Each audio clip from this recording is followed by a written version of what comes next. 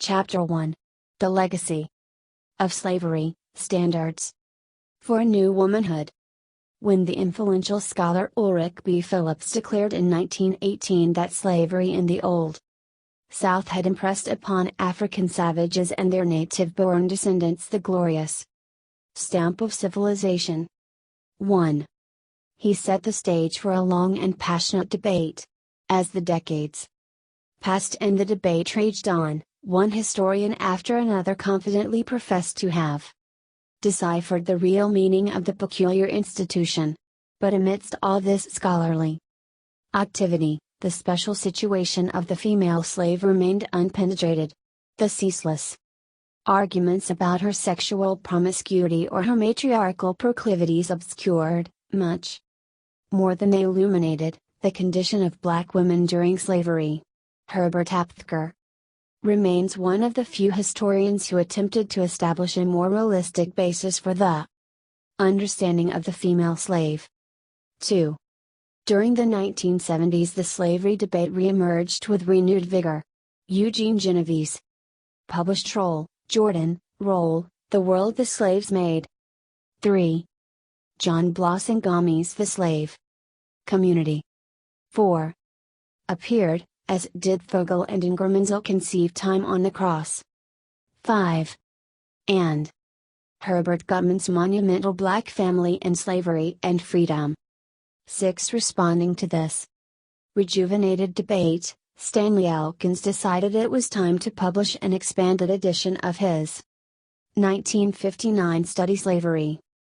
7. Conspicuously absent from this flurry of publications is a book expressly devoted to slave women. Those of us who have anxiously awaited a serious study of the black woman during slavery remain, so far, disappointed.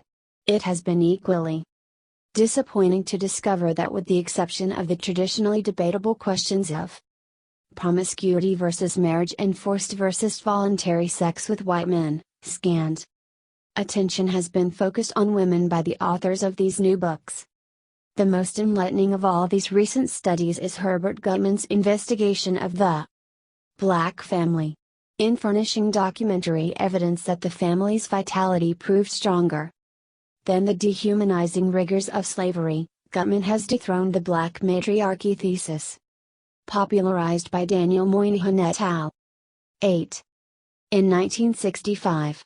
Yet, since his observations about slave women are generally designed to confirm their wifely propensities, the implication is easily drawn that they differed from their white counterparts only to the extent that their domestic aspirations were thwarted by the exigencies of the slave system. According to Gutman, although institutionalized slave norms accorded women a great degree of premarital sexual freedom, they eventually settled into permanent marriages and built families based as much on their husband's input as on their own. Gutman's cogent and well-documented arguments against the matriarchy thesis are extremely valuable. But how much more powerful his book might have been had he concretely explored the multidimensional role of black women within the family and within the slave community as a whole. If and when a historian sets the record straight on the experiences of enslaved black women, she, or he, will have performed an inestimable service. It is not for the sake of historical accuracy alone that such a study should be conducted, for lessons can be gleaned from the slave era which will shed light upon black women's and all women's current battle for emancipation. As a layperson, I can only propose some tentative ideas which might possibly guide a re-examination of the history of black women during slavery. Proportionately, more black women have always worked outside their homes than have their white sisters. 9. The enormous space that work occupies in black women's lives today follows a pattern established during the very earliest days of slavery. As slaves, compulsory labor overshadowed every other aspect of women's existence.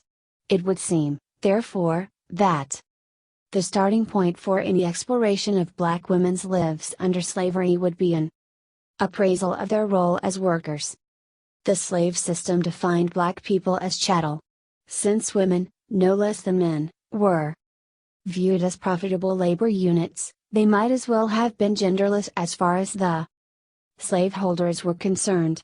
In the words of one scholar, the slave woman was first a full-time worker for her owner, and only incidentally a wife, mother and homemaker. 10. Judged by the evolving 19th century ideology of femininity, which emphasized women's roles as nurturing mothers and gentle companions and housekeepers for their husbands, black women were practically anomalies. The black women enjoyed few of the dubious benefits of the ideology of womanhood. It is sometimes assumed that the typical female slave was a house servant, either a cook, maid, or mammy for the children in the big house. Uncle Tom and Sambo have always found faithful companions in Aunt Jemima and the black mammy, stereotypes which presume to capture the essence of the black woman's role during slavery. As is so often the case, the reality is actually the diametrical opposite of the myth. Like the majority of slave men, slave women, for the most part, were field workers, while a significant proportion of border state slaves may have been house servants. Slaves in the Deep South, the real home of the slaveocracy, were predominantly agricultural workers. Around the middle of the 19th century, 7 out of 8 slaves, men and women alike, were field workers. 11. Just as the boys were sent to the fields when they came of age, so too were the girls. Assigned to work the soil, pick the cotton, cut the cane, harvest the tobacco. An old woman interviewed during the 1930s described her childhood initiation to field work on an Alabama cotton plantation. We had old ragged huts made out of poles and some of the cracks shanked up with mud and moss. And some of them wasn't. We didn't have no good beds, just scaffolds nailed up to the wall out of poles and the old ragged bedding throwed on them. That sure was hard sleeping, but even that felt good to our weary bones after them long hard days' work in the field. I tended to the children when I was a little gal and tried to clean house just like old Miss tells me to.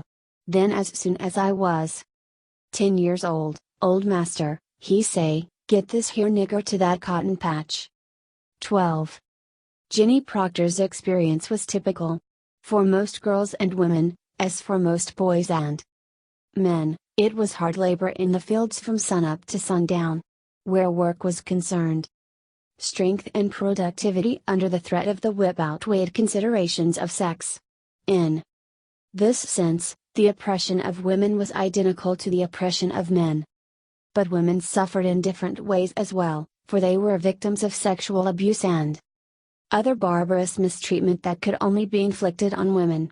Expediency governed the slaveholders' posture toward female slaves. When it was profitable to exploit them as if they were men, they were regarded, in effect, as genderless, but when they could be exploited, punished and repressed in ways suited only for women, they were locked into their exclusively female roles. When the abolition of the international slave trade began to threaten the expansion of the young cotton growing industry, the slaveholding class was forced to rely on natural reproduction as the surest method of replenishing and increasing the domestic slave population. Thus a premium was placed on the slave woman's reproductive capacity. During the decades preceding the Civil War, black women came to be increasingly appraised for their fertility, or for the lack of it. She who was potentially the mother of 10, 12, 14 or more became a coveted treasure indeed. This did not mean, however, that as mothers, black women enjoyed a more respected status than they enjoyed as workers. Ideological exaltation of motherhood, as popular as it was during the 19th century, did not extend to slaves. In fact, in the eyes of the slaveholders, slave women were not mothers at all, they were simply instruments guaranteeing the growth of the slave labor force. They were breeders' animals, whose monetary value could be precisely calculated in terms of their ability to multiply their numbers. Since slave women were classified as breeders as opposed to mothers, their infant children could be sold away from them like calves from cows. 1 year after the Importation of Africans was halted. A South Carolina court ruled that female slaves had no legal claims whatever on their children. Consequently, according to this ruling, children could be sold away from their mothers at any age because the young of slaves stand on the same footing as other animals. 13. As females, slave women were inherently vulnerable to all forms of sexual coercion. If the most violent punishments of men consisted in floggings and mutilations, women were flogged and mutilated, as well as raped. Rape, in fact, was an uncamouflaged expression of the slaveholder's economic mastery and the overseer's control over black women as workers. The special abuses inflicted on women thus facilitated the ruthless economic exploitation of their labor. The demands of this exploitation caused slave owners to cast aside their orthodox sexist attitudes except for purposes of repression. If black women were hardly women in the accepted sense, the slave system also discouraged male supremacy in black men. Because husbands and wives, fathers and daughters were equally subjected to the slave master's absolute authority, the promotion of male supremacy among the slaves might have prompted a dangerous rupture in the chain of command. Moreover, since black women as workers could not be treated as the weaker sex or the housewife, black men could not be candidates for the figure of family head and certainly not for family provider. After all, men, women and children alike were all providers for the slaveholding class. In the cotton, tobacco, corn and sugarcane fields, women worked alongside their men. In the words of an ex-slave, the bell rings at 4 o'clock in the morning and they have half an hour to get ready. Men and women start together, and the women must work as steadily as the men and perform the same tasks as the men. 14. Most slave owners established systems of calculating their slaves' yield in terms of the average rates of productivity they demanded. Children, thus, were frequently rated as quarter hands. Women, it was generally assumed, were full hands, unless they had been expressly assigned to be breeders or sucklers, in which case they sometimes ranked as less than full hands. 15. Slave owners naturally sought to ensure that their breeders would bear children as often as biologically possible. But they never went so far as to exempt pregnant women and mothers with infant children from work in the fields. While many mothers were forced to leave their infants lying on the ground near the area where they worked, some refused to leave them unattended and tried to work at the normal pace with their babies on their backs. An ex-slave described such a case on the plantation where he lived. One young woman did not, like the others, leave her child at the end of the row, but had contrived a sort of rude knapsack, made of a piece of coarse linen cloth, in which she fastened her child, which was very young, upon her back, and in this way carried it all day, and performed her task at the hoe with the other people. 16. On other plantations, the women left their infants in the care of small children or older slaves who were not able to perform hard labor in the fields. Unable to nurse their infants regularly, they endured the pain caused by their swollen breasts. In one of the most popular slave narratives of the period, Moses Grandy related the miserable predicament of slave mothers. On the estate I am speaking of, those women who had sucking children suffered much from their breast becoming full of milk, the infants being left at home. They therefore could not keep up with the other hands. I have seen the overseer beat them with rawhide, so that the blood and milk flew mingled from their breasts. 17. Pregnant women were not only compelled to do the normal agricultural work, they could also expect the floggings workers normally received if they failed to fulfill their day's quota, or if they impudently protested their treatment. A woman who gives offense in the field, and is large in a family way, is compelled to lie down over a hole made to receive her corpulency, and is flogged with a whip or beat with a paddle, which has holes in it, At every stroke comes a blister. One of my sisters was so severely punished in this way, that labor was brought on, and the child was born in the field. This very overseer, Mr. Brooks, killed in this manner a girl named Mary. Her father and mother were in the field at that time. 18. On those plantations and farms where pregnant women were dealt with more leniently, it was seldom on humanitarian grounds. It was simply that slaveholders appreciated the value of a slave child born alive in the same way that they appreciated the value of a newborn calf or colt. When timid attempts at industrialization were made in the pre-Civil War South, slave labor complemented, and frequently competed fault with, free labor. Slave-owning industrialists used men, women and children alike, and when planters and farmers hired out their slaves, they found women and children in as great demand as men. 19. Slave women and children comprised large proportions of the workforces in most slave-employing textile, hemp and tobacco factories. Slave women and children sometimes worked at heavy industries such as sugar refining and rice milling. Other heavy industries such as transportation and lumbering used slave women and children to a considerable extent. 20. Women were not too feminine to work in coal mines, in iron foundries or to be lumberjacks and ditchers. When the Sandy Canal was constructed in North Carolina, slave women were a full 50% of the labor force. 21 women also worked on the Louisiana levees, and many of the Southern railroads still in use today were constructed, in part, by female slave labor. 22. The use of slave women as substitutes for beasts of burden to pull trams in the Southern mines. 23. Is reminiscent of the horrendous utilization of white female labor in England, as described in Karl Marx's Capital.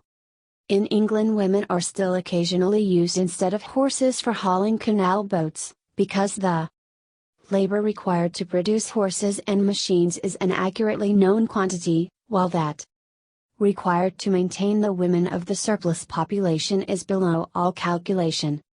24.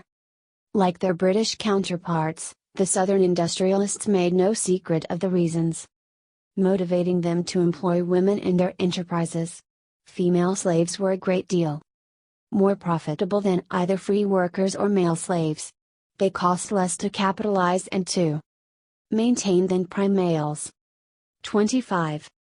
Required by the master's demands to be as masculine in the performance of their work as their men, black women must have been profoundly affected by their experiences during slavery. Some, no doubt, were broken and destroyed, yet the majority survived and, in the process, acquired qualities considered taboo by the 19th century ideology of womanhood. A traveler during that period observed a slave crew in Mississippi returning home from the fields and described the group as including 40 of the largest and strongest women I ever saw together. They were all in a simple uniform dress of a bluish check stuff, their legs and feet were bare, they carried themselves loftily, each having a hoe over the shoulder, and walking with a free, powerful swing like chasseurs on the march. 26. While it is hardly likely that these women were expressing pride in the work they performed under the ever-present threat of the whip, they must have been aware, nonetheless, of their enormous power, their ability to produce and create. For, as Marx put it, labor is the living, shaping fire, it represents the impermanence of things, their temporality. 27. It is possible, of course, that this traveler's observations were tainted by racism of the paternalistic variety, but if not, then perhaps these women had learned to extract from the oppressive circumstances of their lives the strength they needed to resist the daily dehumanization of slavery. Their awareness of their endless capacity for hard work may have imparted to them a confidence in their ability to struggle for themselves, their families and their people. When the tentative pre-Civil War forays into factory work gave way to an aggressive embrace of industrialization in the United States, it robbed many white women of the experience of performing productive labor. Their spinning wheels were rendered obsolete by the textile factories. Their candle-making paraphernalia became museum pieces, like so many of the other tools which had previously assisted them to produce the articles required by their families for survival. As the ideology of femininity, a byproduct of industrialization, was popularized and disseminated through the new ladies' magazines and romantic novels, white women came to be seen as inhabitants of a sphere totally severed from the realm of productive work. The cleavage between the home and the public economy, brought on by industrial capitalism, established female inferiority more firmly than ever before. Woman became synonymous in the prevailing propaganda with mother and housewife, and both mother and housewife bore the fatal mark of inferiority. But among black female slaves, this vocabulary was nowhere to be found. The economic arrangements of slavery contradicted the hierarchical sexual roles incorporated in the new ideology. Male-female relations within the slave community could not, therefore, conform to the dominant ideological pattern. Much has been made of the slaveholders' definition of the black family as a matrilocal biological structure. Birth records on many plantations omitted the names of the fathers, listing only the children's mothers. And throughout the South, state legislatures adopted the principle of partus sequitur ventrum, the child follows the condition of the mother. These were the dictates of the slave owners, who fathered not a few slave children themselves. But were they also the norms according to which the slaves ordered their domestic relationships among themselves? Most historical and sociological examinations of the black family during slavery have simply assumed that the master's refusal to acknowledge fatherhood among their slaves was directly translated into a matriarchal family arrangement of the slave's own making. The notorious 1965 government study on the Negro family, popularly known as the Moynihan Report, directly linked the contemporary social and economic problems of the black community to a putatively matriarchal family structure. In essence, wrote Daniel Moynihan, the Negro community has been forced into a matriarchal structure which, because it is out of line with the rest of the American society, seriously retards the progress of the group as a whole and imposes a crushing burden on the Negro mainland, in consequence, on a great many Negro women as well. 28. According to the report's thesis, the source of oppression was deeper than the racial discrimination that produced unemployment, shoddy housing, inadequate education and substandard medical care. The root of oppression was described as a tangle of pathology created by the absence of male authority among black people. The controversial finale of the Moynihan Report was a call to introduce male authority, meaning male supremacy of course, into the black family and the community at large. One of Moynihan's liberal supporters, the sociologist Lee Rainwater, took exception to the solutions recommended by the report. 29 Rainwater proposed instead jobs, higher wages, and other economic reforms. He even went so far as to encourage continued civil rights protests and demonstrations. But, like most white sociologists, and some black ones as well, he reiterated the thesis that slavery had effectively destroyed the black family. As a result, black people were allegedly left with a mother-centered family with its emphasis on the primacy of the mother-child relation and only tenuous ties to a man. 30 Today, he said, men often do not have real homes, they move about from one household where they have kinship or sexual ties to another. They live in flop houses and rooming houses, they spend their time in institutions. They are not household members, and the only homes they have, the homes of their mothers and of their girlfriends. 31. Neither Moynihan nor Rainwater had invented the theory of the black family's internal Deterioration under slavery. The pioneering work to support this thesis was done in the 1930s by the renowned black sociologist E. Franklin Frazier. In his book The Negro Family. 32. Published in 1939, Frazier dramatically described the horrendous impact of slavery on black people, but he underestimated their ability to resist its insinuations into the social life they forged for themselves. He also misinterpreted the spirit of independence and self-reliance black women necessarily developed, and thus deplored the fact that neither economic necessity nor tradition had instilled, in the black woman, the spirit of subordination to masculine authority. 33. Motivated by the controversy unleashed by the appearance of the Moynihan Report, as well as by his doubts concerning the validity of Frazier's theory, Herbert Gutman initiated his research on the slave family. About 10 years later, in 1976, he published his remarkable work The Black Family in Slavery and Freedom. 34. Gutman's investigations uncovered fascinating evidence of a thriving and developing family during slavery. It was not the infamous matriarchal family he discovered, but rather one involving wife, husband, children and frequently other relatives, as well as adoptive kin. Dissociating himself from the questionable econometric conclusions reached by Fogel and Ingerman, who claim that slavery left most families intact, Gutman confirms that countless slave families were forcibly disrupted. The separation, through indiscriminate sales of husbands, wives and children, was a terrifying hallmark of the North American variety of slavery.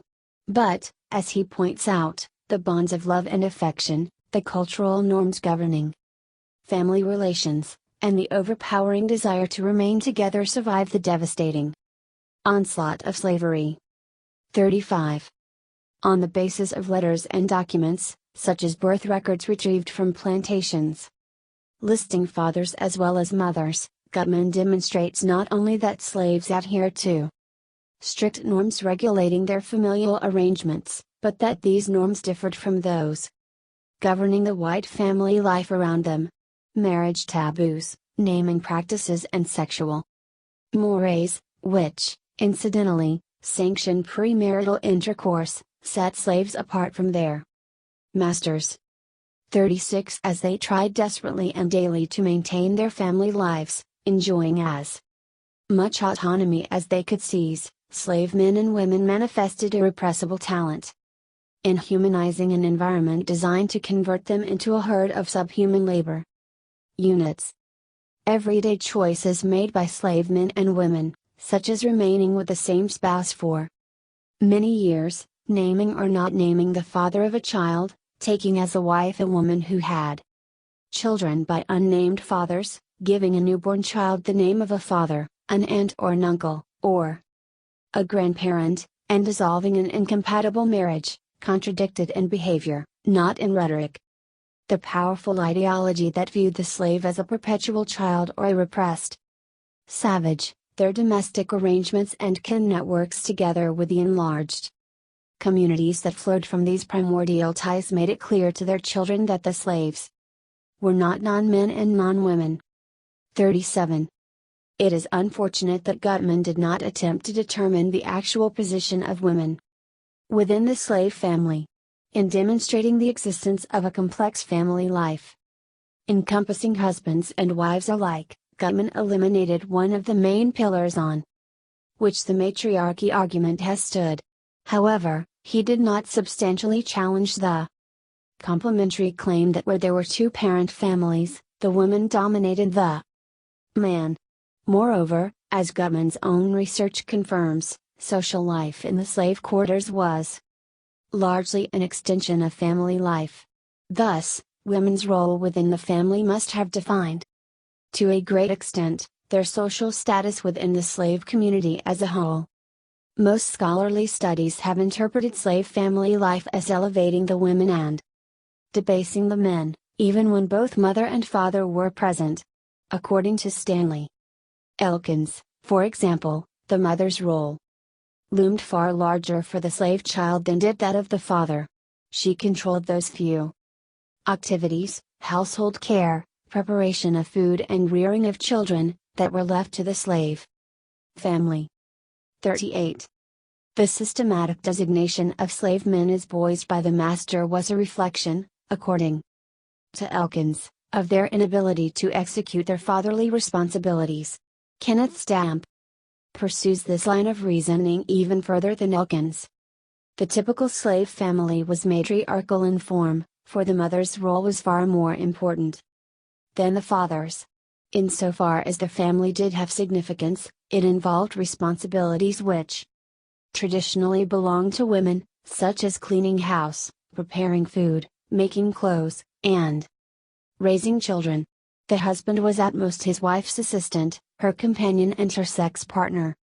He was often thought of as her possession, Mary's Tom, as was the cabin in which they lived. 39. It is true that domestic life took on an exaggerated importance in the social lives of slaves. For it did indeed provide them with the only space where they could truly experience themselves as human beings.